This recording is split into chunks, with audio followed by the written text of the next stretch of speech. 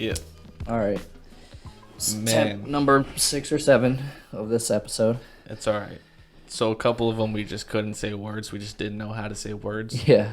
Got that under control. Figured out how to talk again. Yeah, figured out how to not just uncontrollably laugh for 10 minutes. Yeah, and then upon review, we realized that my mic picked up no words at all. I mean, nothing. So here we are, part 2. If it sounds like we're repeating stuff, it's probably because we are a little bit. Like, we recorded a full episode that is never going to see the light of day. Yeah, and it was a good one, too. It was such a good one. So now here's our attempt at remaking that. At trying to say what we said before. There's flash over there. That's true. So the big news is that Keaton is up for transfer. Yeah, Keaton, it's hard to figure out what the real play is there. Like, are we shopping him to actually find a price? Do we know his value and we just want to like light a fire under him? I think honestly he could play a lot better. You know, like I said, eight goals, 8 shots, 4 of them on target, no goals. That just can't fly at Cam. So what is our real plan? Like, you gotta pick a position and really get good at it for us to get off of your back. And I'm sorry, NYCFC Twitter, I'm not with you on this one. If he goes, he goes. Doesn't matter if he's American. We got plenty of academy players. Yeah, so, well, Keaton is one of those guys, man, it's tough goings for him to find a position in this lineup. At Cam, we have Maxi, who, you know, is always going to take precedent when he's fit. And then we're already playing 2 Cams, 2 guys that potentially would flourish in Cam, in Medina and Matrita out of position. So where does that really leave a 4th Cam on the roster to fitting into a spot that's natural for him? It's like, hard to say. Like I said, he was kind of like a Cam you just throw on when you want to park the bus, because he's going to be good in the air. He's going to be, he's going to be there on corners. He's going to be there on set pieces. Is that worth the money that we're potentially keeping by rostering him? I'm not sure. I just know that he's got to do a lot better to bust into that midfield, especially with Acevedo coming in. You've got Sands, you've got Ring, you got Maxi, you got Medina. It's just not looking good for you to find a spot in that. And so if we're shopping him around to get money for a defender, definitely shouldn't be shopping around if we're trying to get another attacker. You could miss me with that unless we're selling Matrizo. But, yeah, at the end of the day, Keaton, it's 50-50 for me. If he stays, I'm not going to complain. If he goes, I really won't be mad. I'm not going to be shedding any tears. I don't think we're going to have a testimonial for him. Yep. So, and if we get a solid defensive player at it, then I'm probably for it.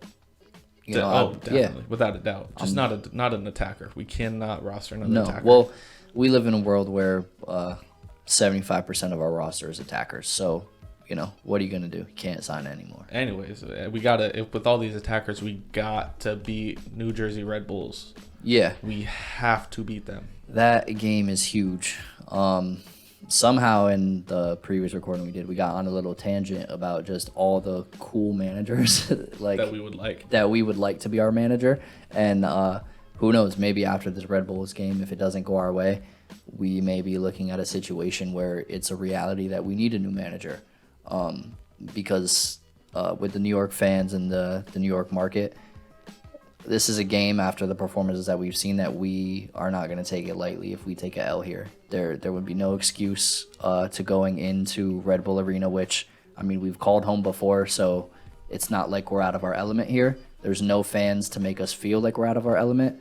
And we're playing against a side that's been poor for this whole tournament, hasn't played, as well as we have, and we've played poor. Yeah. So this is our game to lose. I think you hit the nail on the head there when you said that there's no fans, because in reality, the fans have won them more games than the New Jersey Red Bulls themselves as players have. Absolutely. They beat us more than that team has ever beat us.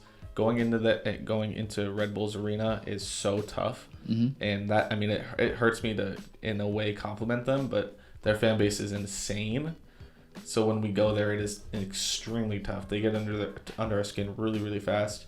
And they've won, like I said, single-handedly games for their team. Yeah, and historically we don't have the best record against the Red Bulls, but look at the players in the past that would have won them those games. They're all gone. Kleshtin has moved on. Bradley Wright Phillips has moved on.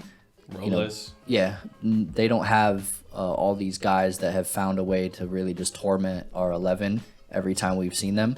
And it's probably a new era in the New York area. Well, yeah. Because they're not from New York. Yeah, they're across the pond. Yeah, so it's probably a new era where, New York is blue. It always has been blue, but it's a new era where we're going to back that up. Well, New York's blue, but we're turning New Jersey blue too, baby. Yeah, we're getting in there. Yeah. Yeah, so we're going in there staking our claim, and New Jersey's ours too. We cannot lose. No. And you know who else can't lose? Who's that? Hartford Athletic cannot lose right now. Yeah, well, that's just They're on a tear. Yeah, that's a whole different conversation. I mean, we can't lose in the future. Hartford Athletic has not lost in quite a while. I mean, they might have taken one L. They took one L. I think, maybe a week ago, but one L out of 5 or 6 games when all 5 or 6 of the other ones were wins. Yeah, there's nothing to be mad about there. The only thing is I think Hartford's defense could be a little bit better. Mm-hmm. Yeah, I mean, if we're scoring 14, conceding 9 is a little bit much. Yep. But I mean, we're winning these games convincingly. Yeah, well, they're the ones that are actually properly playing Ronnie ball. They're playing the game that Ronnie was supposed to be playing. Mm-hmm. The Ronnie that we signed up for. Like, we'd rather win 3-2 than scrape a 1-0 win. I mean, that's what we signed Ronnie up for. Unfortunately, we get less Toronto and more Timbers, but yeah, I mean, that's gonna be the way it goes, I guess. Hopefully we can see that switch up soon. But with Hartford, really their whole thing is that they have a competent manager. And who knows? Maybe that manager's step up might just be NYCFC. Yeah, we can add him to the list. I wouldn't be terribly mad. Yeah, maybe we should be the first to start the campaign for that, because based on what he's doing over there, I would believe that he has the ability to do it wherever he goes. He literally turned the club upside down. Yeah, in a matter of months. So the goal would be for us to go into Red Bulls and do what Hartford Athletic did to those younger New Jersey boys. So. Well, really, talking about that game, my favorite goal of that game, and I feel gross saying this again, but the goal where the keeper tried to shove one of our players and then fumbled the ball immediately is so funny to me. Like, it's such New Jersey Red Bull player behavior. And paid for it instantly. And you paid for it. And that's literally what you got. I was so happy. I was so happy to watch that. Yeah, and then Strong, the right back, was there to just power it right into the goal. So it was just great. It was a great team performance all around. Yeah. And I think looking at that game, the stars that I can see, Dixon, Maaannnnnn, Barrera, all of those guys are really pulling the strings. Like you were saying, if Dixon just could start converting more of his shots, because he's got such a high amount of shots. Yeah. If he converts half of those, dude, that's player of the season. Yeah, well, there's no doubt that those 3 that you listed are the stars of the team. You have Dixon, he's always going to be banging in goals up there. By the 12th minute, he should have absolutely had a hat trick, which is just, that's insane. And sometimes just because he had missed it at first, but it's early in the game, you're sort of getting your first touches in. And then other times it came at the cost of, being unselfish, which it isn't a bad thing. He thought he would have gotten it to a player that could have finished it more likely than he could have. So it's not necessarily a problem. And then Maaannnnnn, he's the best keeper in that league. Hands down. Yeah. You know who's a real sleeper is Johnson. Johnson on that team I feel like he's so underrated. Mm-hmm. You always see him having his nose in something. Yep. But he's not really the guy that everybody's talking about. Yep. But I feel like in a lot of ways he should be. I feel like he's the guy that's given the most heart and effort on that team. Yeah, well, a lot of the players to get those many results. A lot of the players are always playing their hearts out. So there's no problems there with most of the team. But like we said, we're watching you. I'll even watch you at work while I'm with customers. I don't care. I'll celebrate the goals with you guys. And we're definitely going to be out there at the pit game. 28th. Yeah, that's still the Dillon plan. Stadium. 100% happening. Yeah, we ran the schedules for work. No work, so we're out there. We're going to be at the game for sure, rain or shine. Probably see another W, I would say. Yeah. I would love to see a W in person. Mm-hmm. Yeah, we're going to try to do a lot more with Hartford Athletic because you guys are on a roll. Yep. And it's fun to win. It's fun to win NYCFC. Yeah, it's fun to be a fan of a team that can win. This podcast is so much more fun when we're winning. Yeah. Didn't you love it when we came in here and we're bragging about Ronnie Ball and how we smashed Toronto? Yeah, and I mean, it wasn't even really us, but didn't you love watching that LA Galaxy game too? Oh. So. Yeah, if you're going to be at the pit game, at the Hartford pit game, we'll be there. Yep. Definitely come up and give us an elbow. Like, we're not going to shake your hand. Yeah. Yeah, come. I mean, even if it's one of you, we'll come. We'll hang out either way, it doesn't really make a difference. So. Rain or shine, we'll be there. Yep. Anything else? No, I think that's just about it. This was a really, really short summary of what we just did. Yeah, it was Granted, really. I mean, if you took the episode that will never be seen because the audio was botched, if you took that and just cut out the tangents, it'd probably be exactly this. Yep. So I'm not too mad at it. Yeah, well, the plan was to. So, how long we had gone was, I think we went like 25 minutes.